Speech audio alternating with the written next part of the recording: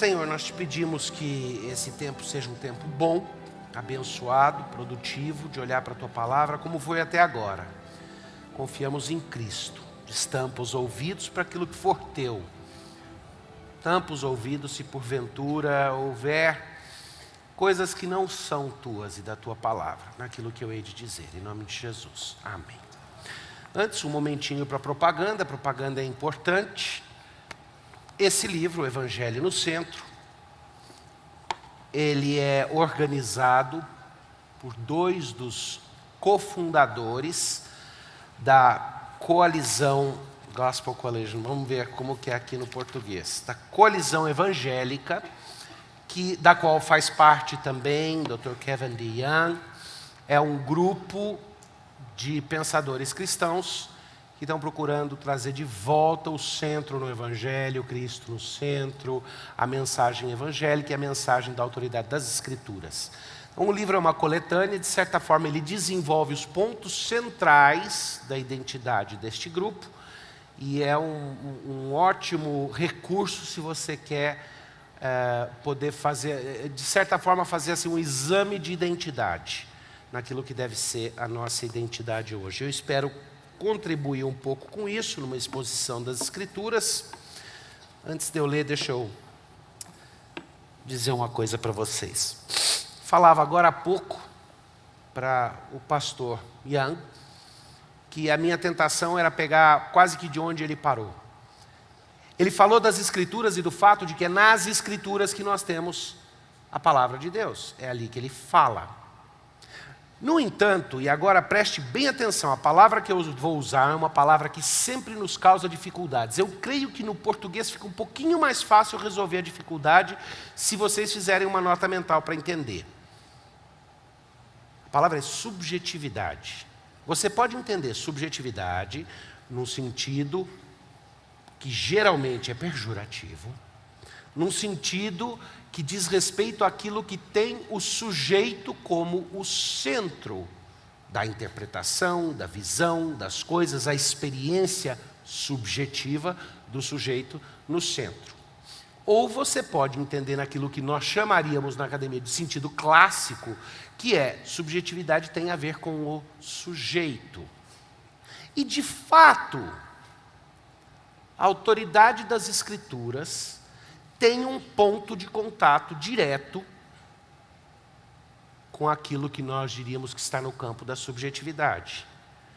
Mas num lugar tão especial, que a obra de Deus ocorre ali de forma imediata.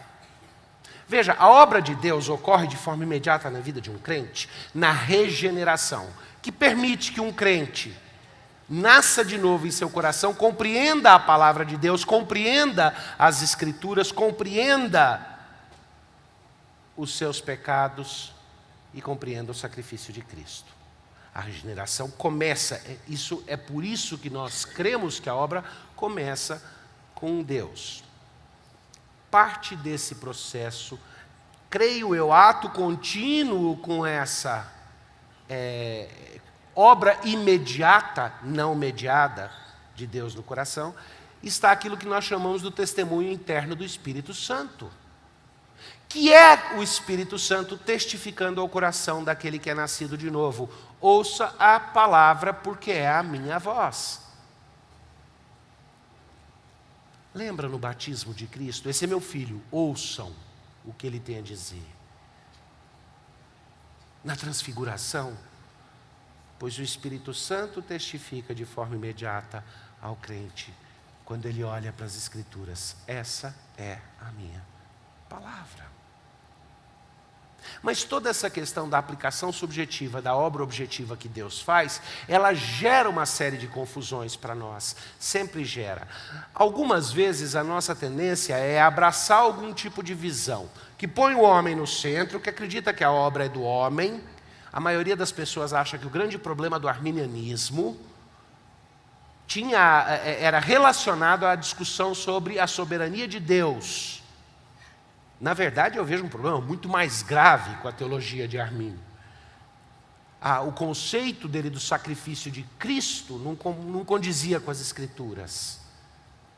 Porque ele tinha plena consciência de que se o sacrifício de Cristo não era efetivo, era pretendido para todos e não era efetivo para todos, então, na verdade, ele não funcionaria numa substituição. E ele escreve dizendo que Jesus Cristo morreu na cruz para provocar a suazão. Ele morreu na cruz para dar uma demonstração de amor profundo, de entrega ao Pai. Nós devemos, então, inspirados nesse grande amor, o maior amor, de dar a vida e entregar a nossa vida para Deus.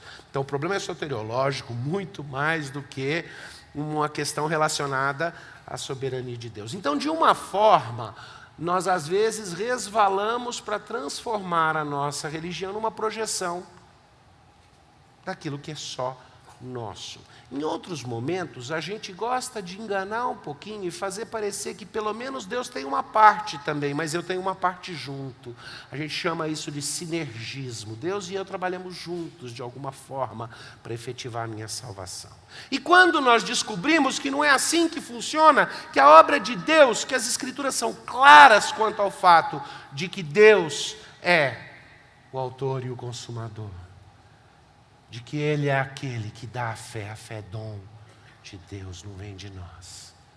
Quando nós tomamos consciência disso, então a vontade é pegar e não parar e gastar tempo perguntando, mas como é que isso é apropriado por aquele que foi objeto da graça de Deus e que agora se torna sujeito numa relação com Deus. Essas tendências, elas são ilustradas de formas diferentes. Deixa eu usar uma delas. Joãozinho, o maroto. Joãozinho é aquele guri que tudo que acontece de errado, alguém já diz. Joãozinho, na escola alguma coisa acontece de errado, é Joãozinho. Em casa quebraram alguma coisa, é Joãozinho. E finalmente os pais não aguentam mais a desobediência, a traquinagem, e eles procuram o pastor. E o pastor diz, traga o Joãozinho aqui, eu vou conversar com ele, vou colocar o temor de Deus na vida do Joãozinho.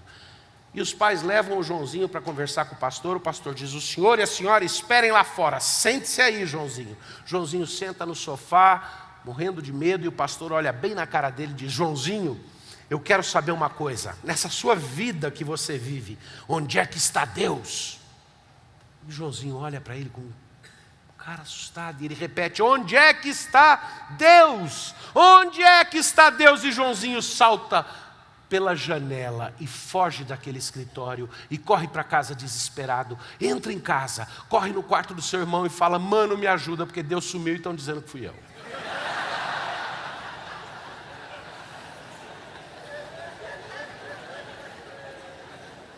É fácil rir do Joãozinho, mas o quanto da nossa fé, por mais que nós saibamos que Deus é que trabalha, que Deus é que salva, que o Espírito Santo é que testifica ao meu coração que eu sou salvo por Ele e que me manda ouvir a palavra de Deus, a obra é dele, por mais monergista que eu seja na compreensão da salvação, eu tenho dificuldades de entender como é que isso tudo é aplicado em mim e eu me transformo sujeito nessa relação. Não apenas objeto da graça de Deus, mas sujeito do relacionamento. E na dificuldade de lidar com isso, muitas vezes nós resvalamos pela ilusão de que o relacionamento é controlado por nós naquilo que diz respeito à subjetividade. Deixa eu dar um exemplo disso daí. Deixa eu ler para vocês um texto. E eu gostaria de saber, meu olho não é muito bom, eu não vou ver lá atrás, mas se algumas pessoas levantarem a mão na frente, eu vou conseguir ver pelo menos essas. Deixa eu ler aqui um pedacinho de um texto, e eu gostaria de saber se alguém reconhece de onde vem isso. Por essa fé, o cristão, segundo a autoridade do mesmo Deus que fala em sua palavra, crê ser verdade aquilo que nela é revelado e age de conformidade com aquilo que cada passagem contém em particular, prestando obediência aos mandamentos, temendo as ameaças e abraçando as promessas de Deus para essa vida e para a futura. Porém, Os principais atos de fé salvadora são aceitar e receber a Cristo e firmar-se só nele para justificação. Alguém reconhece isso? Não? Deve ser algum, no mínimo semi-pelagiano, talvez um sinergista, né? Aceitar Jesus. Eu cresci menino pensando que eu precisava dizer, que eu precisava parar. No começo era o seguinte, bem menino, todo mundo, bem no começo, é bem sinergista. Então, bem menino distribuía folhetos, eu gostava de distribuir um folheto, eu nunca entendia porque que meu pai deixava, apoiava, mas estava lá com 12 aninhos de idade distribuindo um folheto que dizia: o homem que errou o céu por 1 metro. Conhece esse? Errou o céu por 1 metro, porque ele conheceu a Deus aqui, mas não aqui. Menos que 1 metro, né? Sempre achei aquilo esquisito. Mas eu ia lá e distribuía os folhetos e eu dizia para os outros: você precisa aceitar Jesus, você precisa aceitar Jesus. Eu experimentei uma apropriação da fé bem cedo, bem menino, uma conversão, e é o tema meu hoje. Bem menino, bem cedo. Então no começo era isso. Depois eu passei por aquela fase, no qual eu comecei a ler teologia, eu comecei a dizer: espera, na verdade é Deus que faz. Então que negócio é esse de pedir para os outros aceitarem a Jesus? Eu via como é horrível a interpretação, como a gente tortura o texto de São João lá no Apocalipse, e a gente vivia dizendo para os outros: eis que Jesus está à porta batendo, abre a porta do seu coração e ele entra, Jesus está lá batendo, não deixa ele de fora, aceita Jesus. E eu comecei a ficar irritado com isso, e eu dizia: não, Jesus não está lá mendigando, pedindo, você não tem que aceitar nada, não é para aceitar Jesus. E de repente, eu tive que reexaminar isso. Porque eu descubro o que está escrito aqui na Confissão de Fé de Westminster, foi o que eu li para vocês, no capítulo 14, na segunda sessão do capítulo 14, que os principais atos da fé salvadora são aceitar e receber a Cristo e firmar-se só nele para a justificação.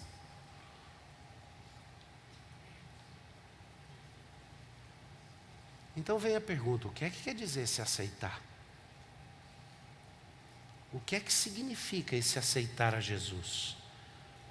Para quem também tem apego a essa tradição clássica puritana, deixa eu dizer que nos catecismos também a mesma ideia se repete. Na pergunta 67 do Catecismo Maior,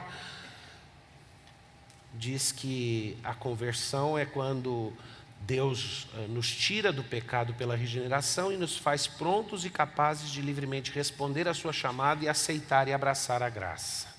Surge a palavrinha aceitar lá de novo. O que é a conversão, então? A minha foi simples.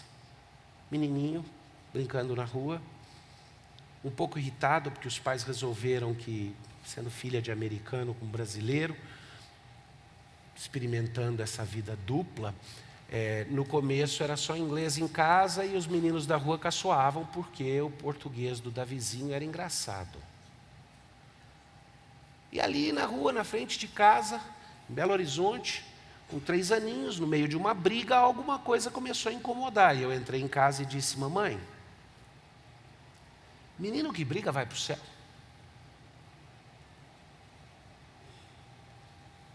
E diferente daquela tendência que a gente tem de tratar toda criança como se fosse, perdão da palavra, imbecil, ela virou e falou: filho, na verdade não tem nada a ver com se briga ou não. Brigar com os amigos, ser violento, isso daí é errado. Mas o que faz a diferença de ir para o céu ou não é ter Jesus no coração. Satisfeito, saí lá fora e a briga continuou.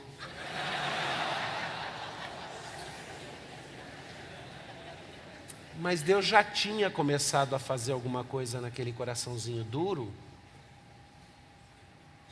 porque passados alguns minutos, muitos minutos, eu voltei para casa e disse: mamãe, eu não acho que eu tenho Jesus no coração, como que faz isso? E a minha mãe abriu a Bíblia e explicou: isso foi o que ele fez por você, você faz isso convidando ele para tomar a sua vida, dando sua vida para ele. E eu ainda me lembro daquele dia, não como se fosse a marca da minha experiência com Cristo, mas como a primeira vez que eu tive consciência subjetiva de que alguma coisa tinha mudado. Já me perguntaram, mas será que aquilo não era uma compreensão infantil? Será que aquilo era real? Eu tenho dois jeitos de responder.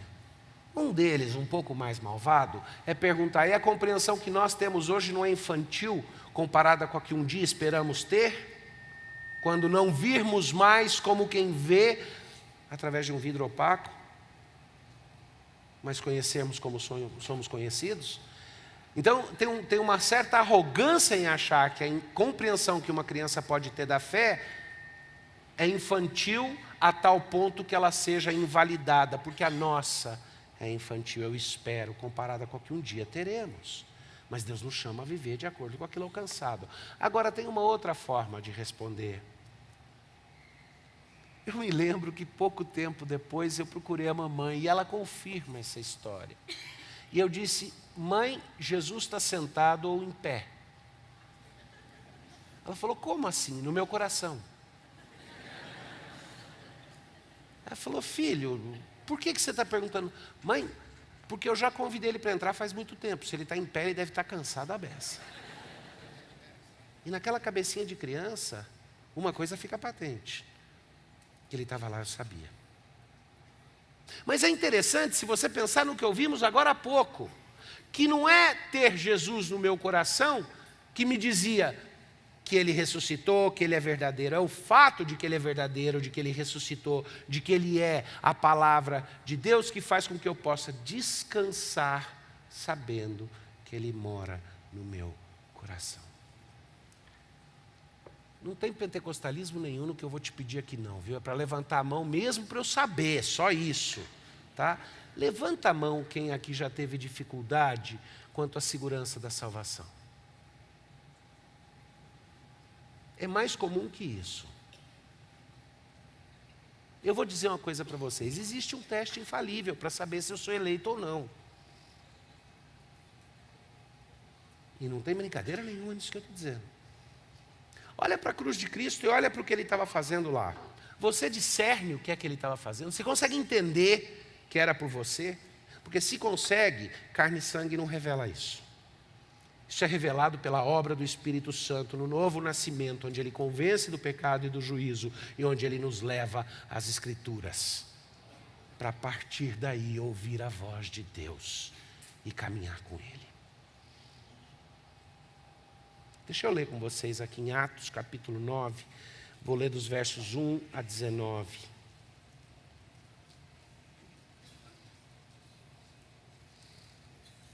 Atos 9, 1 a 19.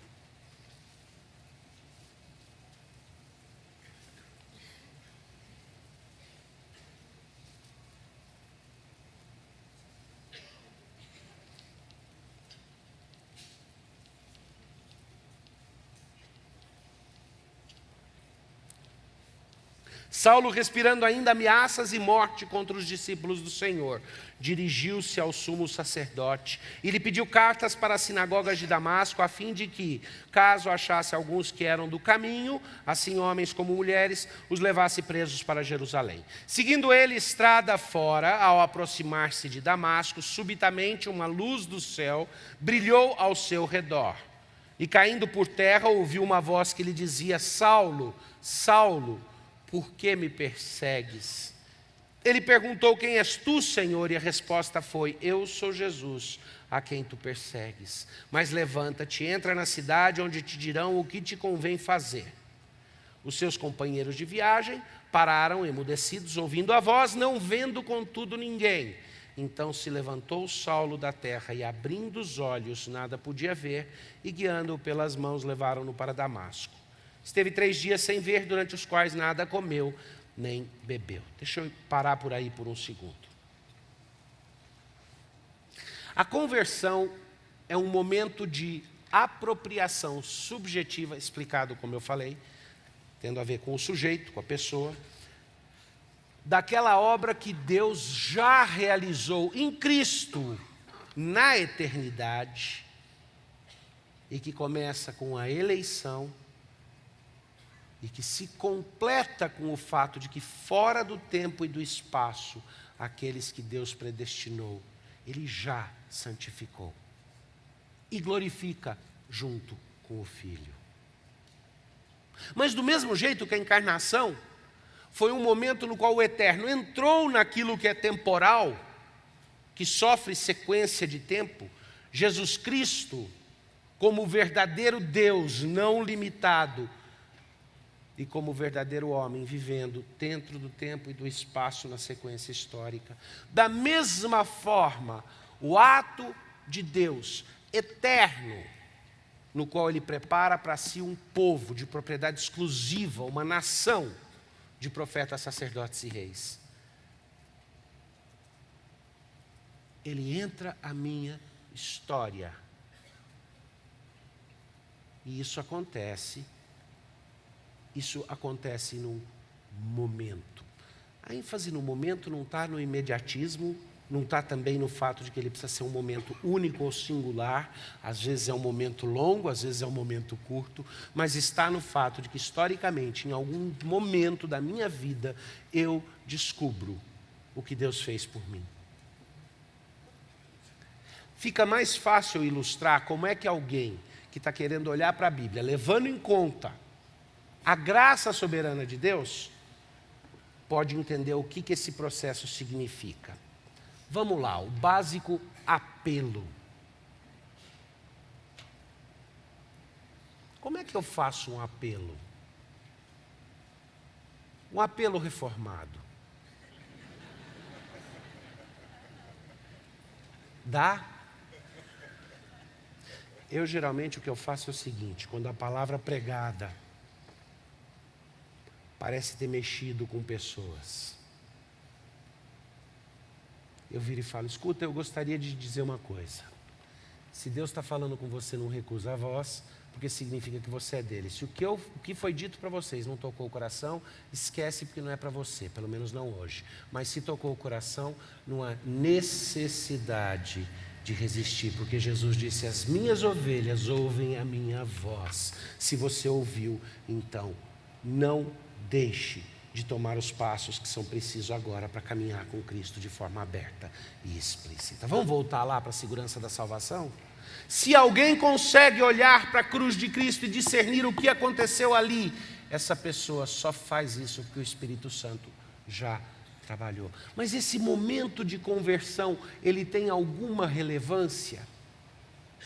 Ele é importante para nós? Não é mais importante enfatizar os aspectos objetivos dessa experiência com Deus? Eu acho que qualquer desses aspectos que for deixado de lado vai enfraquecer minha caminhada com Cristo. Eu poderia dizer que é por causa do que eu vou dizer amanhã, quais são os sinais da conversão, que é importante explicar direitinho que a conversão é um ponto real e marcante na nossa vida. Mas é mais que isso. Quando eu olho aqui para o que está acontecendo com Paulo, quando eu penso em outros momentos nas quais a Bíblia narra a mudança de caminho que ocorre quando alguém se torna consciente de sua própria eleição e da obra que Deus já fez, eu sei que isso é algo que é manifesto na minha vida humanamente, mas as suas raízes estão, na verdade, na eternidade e numa obra de peso infinito. Vamos lá para Paulo, vamos olhar um pouquinho para Paulo. Quem era esse homem? Quem era esse viajante que saiu nessa estrada aí de Damasco? Saulo, o homem. Notem que Paulo, quando se referia a Saulo, mesmo na sequência dos seus anos com Cristo, nunca o fez tratando com desdém o apego que ele tinha a Deus. Ele trata a ele mesmo como alguém que de fato fazia as coisas por zelo. A jactância dele lá em Filipenses, quando ele diz, quando ele dá todo o pedigree dele, não vou ensaiar, não vou relembrar o pedigree todo, mas ele dá todo o pedigree dele e ele fala com orgulho, ele fala: se alguém podia se gloriar na carne, esse seria eu. Ele não dá nenhum sinal de que aquilo fosse desonesto. Mas ele sabe que aquilo era escravidão. Ele sabe que aquilo não era suficiente. Mas é interessante que Paulo, falando de Saulo, parece que tinha para com ele mesmo o tipo de respeito que Jesus demonstrou. Eu já estou me adiantando um pouco, porque amanhã eu falo sobre isso.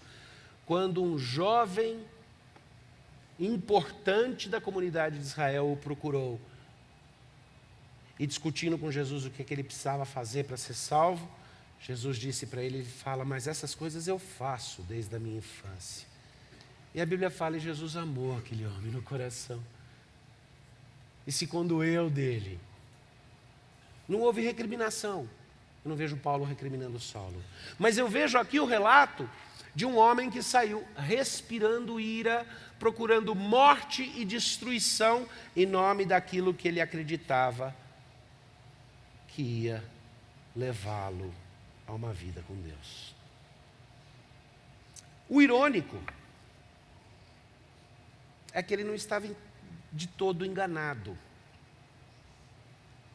O interessante é que ele estava, de fato...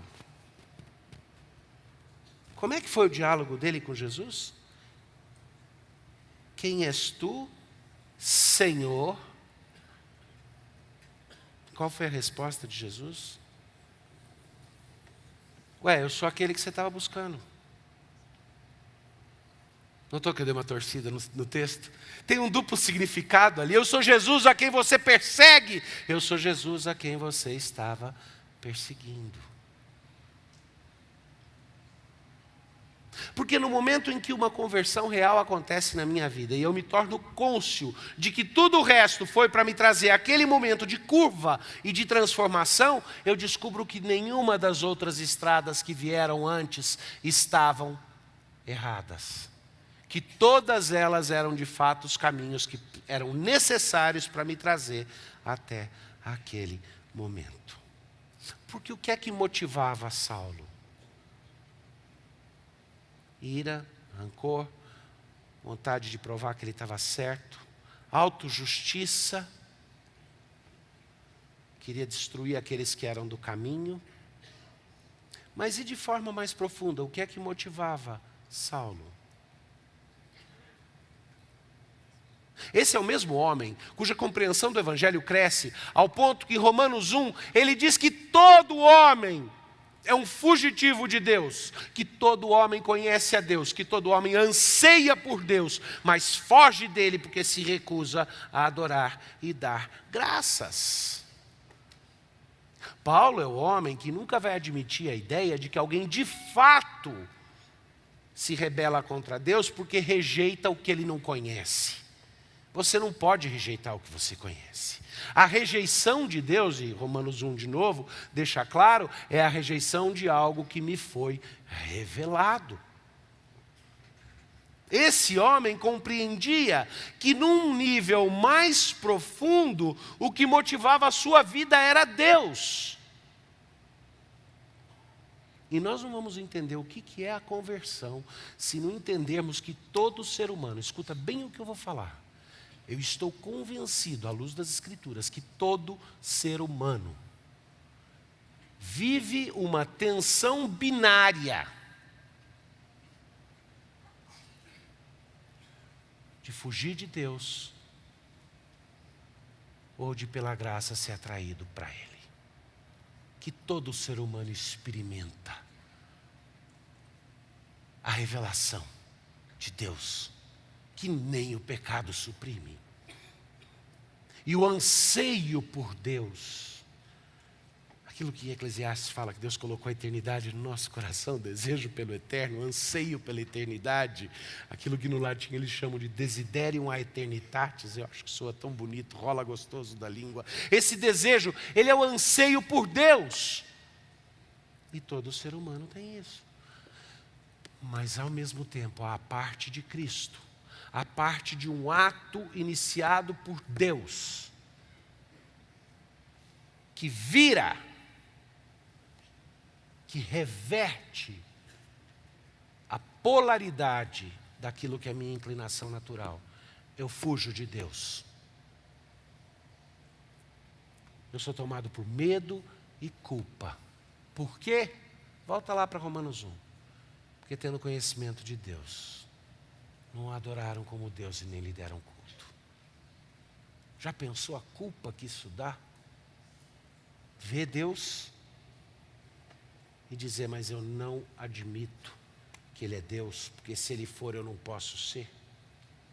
Ou eu não quero reconhecer a Deus, mesmo que eu esteja vendo a Ele, porque senão eu vou me sentir devedor. Alguns de vocês já me ouviram contar a história que sempre me impressionou.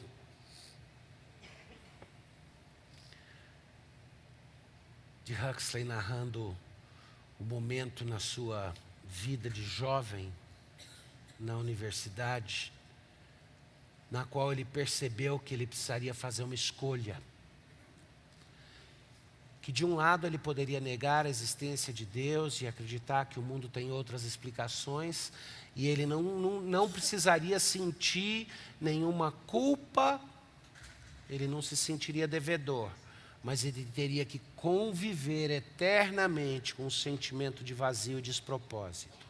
Ou então ele poderia experimentar a paz de acreditar que o mundo tinha sentido, que o mundo tinha permanência, mas iria ficar se sentindo devedor.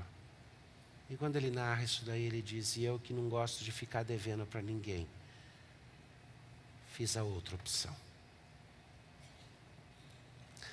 O que é a conversão com Paulo aqui? Quando Saulo vira Paulo. Essa inversão do contra Deus para a atração na direção de Deus. Ela só acontece porque Deus agiu no coração antes. Porque Deus tornou não apenas possível, mas tornou inevitável essa transformação. Ele abriu os olhos do coração ao trazer vida, a vida de Cristo. E essa pessoa não vai deixar de ter invertido aquilo no seu coração que o puxa para longe de Deus, para que se torne algo que faz com que Deus seja a força de atração maior. Esse princípio é patente, óbvio. E de certa forma ele está representado ali na frase de Jesus. Eu sou Jesus. O fato de que Saulo já estava balançado talvez esteja ali na implicação da frase que ele usa, né? Quem és tu? Senhor. Eu sou Jesus. A quem você persegue quando persegue meu povo, mas eu sou aquilo para o qual o seu coração de fato está sendo atraído. O interessante é que essa experiência com Cristo, ela é marcante para todos nós. Agora, a ênfase não está na experiência. A ênfase não deve estar em dizer e contar. Vamos lá, eu falei, né? Quando eu aceitei a Jesus. Então, se você não tiver um testemunho para contar desse tipo, seu testemunho precisa de algo de extraordinário. Ou você precisa poder dizer que foi muito cedo, ou você precisa poder dizer que você era muito ruim e não prestava mesmo, e daí mudou. Ou então você precisa dizer que tem que ter alguma coisa. Não, o ponto é outro. O ponto é que eu preciso dizer que houve um momento no qual eu descobri que algo tinha virado na minha vida. Vamos pensar no termo conversão, o que é que significa? O que o guarda fala quando ele para você, a luz acende, ele para você, porque você deu uma virada ilegal na estrada.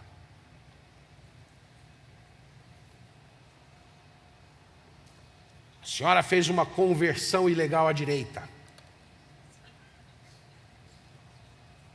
Está vendo? Se estivéssemos antes das eleições, eu teria que ser cuidadoso em falar em conversão ilegal para a direita ou para a esquerda. Né?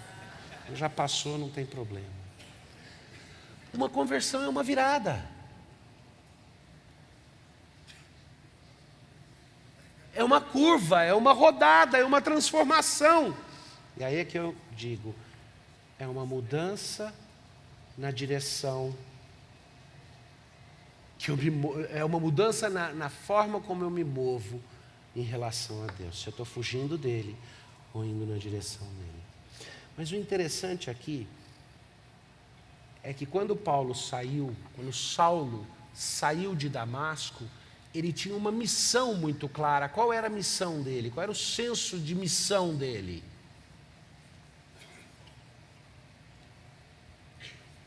Eu preciso acabar com esse grupo que está traindo a verdadeira religião.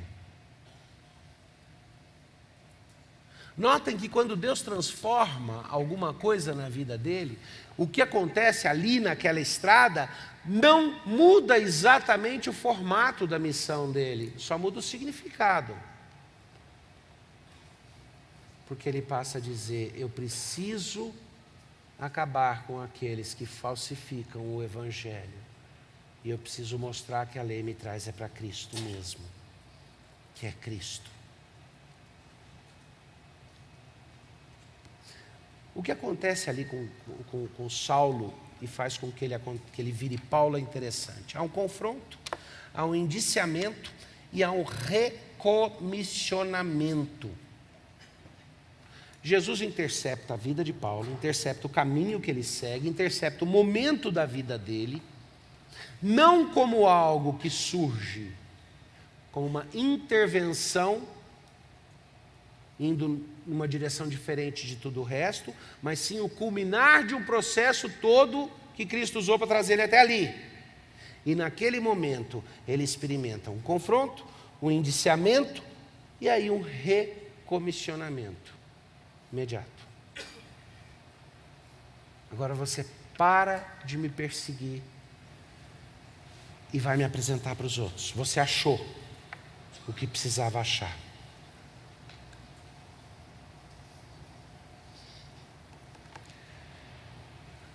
É impossível falar da obra do Espírito Santo para pessoas que não têm o Espírito Santo. Lembram como o pregador anterior falou sobre o problema de dizer que eu sei que Cristo vive porque Ele vive no meu coração? O subjetivismo implícito de dizer isso.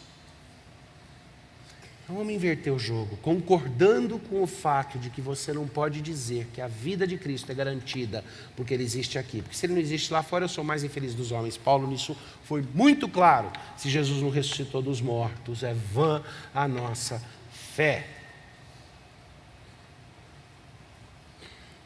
Agora, vocês lembram de uma outra música, essa nossa brasileira, que diz: só o poder de Deus pode mudar o teu ser, a prova que eu te dou é que Ele mudou o meu? Eu não sei, eu não vejo se sou feliz, porque eu não sei se felicidade é necessariamente uma das provas de conversão. A gente conversa sobre isso depois. Eu acho que alegria no Senhor e gozo no Senhor é assim, mas não sei se é exatamente a felicidade que a gente fala. Mas é o seguinte, eu não posso falar da obra do Espírito Santo, eu não posso falar da transformação que ocorre na santificação, daquele caminhar que diz hoje mais que ontem e menos que amanhã, aquele senso constante de que eu sigo a Jesus Cristo e não vou voltar atrás, se eu não souber que meu coração, de fato, é convertido. Resta uma coisa que eu quero tratar antes de chegar ao fim hoje. E a conversão, ela é pontual? Pouquinho tempo atrás, um amigo perguntava, me dê, na sua opinião aí, o maior teólogo do século XX. Pensei em duas opções. Uma das opções que me veio na cabeça foi o John Murray. Porque no livro dele, Redenção Consumada e Aplicada, obrigado. Ele ali mudou completamente a minha perspectiva a respeito da relação entre justificação e santificação.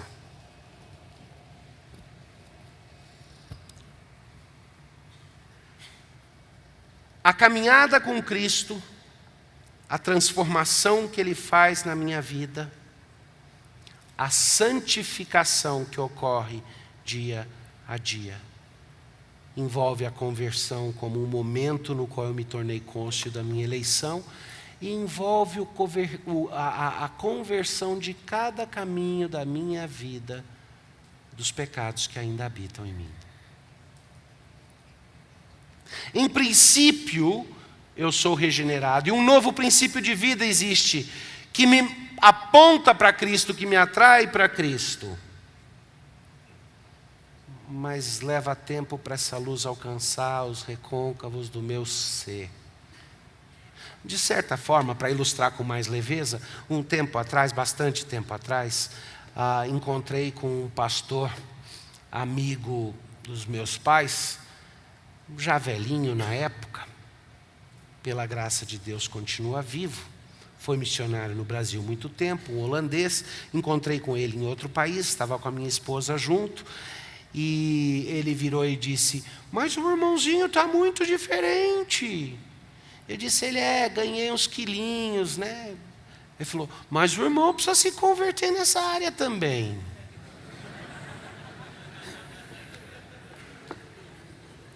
Ele podia falar isso para mim, não venha me falar isso que eu vou ficar triste. Mas ele podia.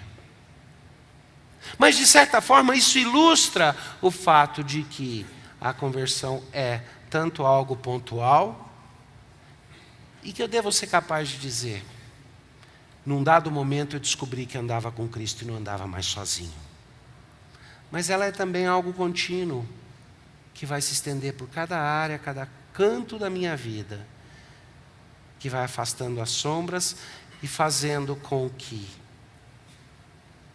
em cada lugar eu me volte para a luz purificadora de Cristo, eu fuja dos charcos gelados de auto-engano, de autonomia e de ira com Deus, e tenha o meu coração transformado por aquela graça que faz com que eu olhe para Ele e diga: tudo que eu posso é agradecer, tudo que eu posso é regozijar e saber que eu já não sou como era antes. Agostinho, o grande, conta que depois de sua conversão, uma vez andando na rua, ouviu uma voz que gritava por ele, e era uma das moças com quem ele tinha vivido vida de impureza antes de sua conversão. E ela gritou, chamou pelo nome, correu atrás dele e finalmente alcançando disse: Agostinho, você não me reconhece? Sou fulana. E ele disse: eu reconheço você, mas eu já não sou aquele Agostinho. Eu sou outro, alguma coisa mudou. A conversão é isso. A conversão, do ponto de vista técnico, pode ser definido como uma apropriação pessoal, subjetiva, uma compreensão, um momento no qual me torno cônscio da minha eleição e da obra que Deus fez. Ela acontece depois da regeneração. Ela acontece e me conduz ao arrependimento. De fato, eu acredito que no momento em que nós experimentamos a fé salvadora, nesse momento o cristão, segundo a autoridade do mesmo Deus que fala pela palavra, crê que a palavra é verdadeira, porque o Espírito Santo testifica e diz. E então essa pessoa é movida pelo Espírito Santo a agir de conformidade com aquilo que está na palavra de Deus em cada passagem, e é transformado por aquela palavra e convencido das pequenas conversões que precisam acontecer a cada momento. Passa a compreender as ameaças que a palavra faz e, sobretudo, abraçar as promessas. Acreditando que nessa vida e na vida futura, Deus me mostra um novo caminho. Pega um caminho para Damasco, uma estrada para Damasco. Eu pensava que ia para Damasco, e Ele dá uma virada e faz uma conversão para que eu descubra um caminho para Sião. Mas é interessante que, se eu tiver de resumir quais são os principais atos da fé salvadora, eu não posso deixar de dizer que, bem explicado e bem compreendido, aceitar e receber a Cristo, firmar-se nele para minha justificação, experimentando uma conversão dos meus caminhos e dos meus afetos. Que Deus nos abençoe. Vamos orar. Pai, daquilo que a Tua palavra grava nos corações, transforma as nossas vidas, converte os nossos corações, mexe com nossos afetos, e que, submissos no nosso entendimento à Tua palavra, ansiemos por uma novidade de vida, por vida convertida em Cristo. Amém.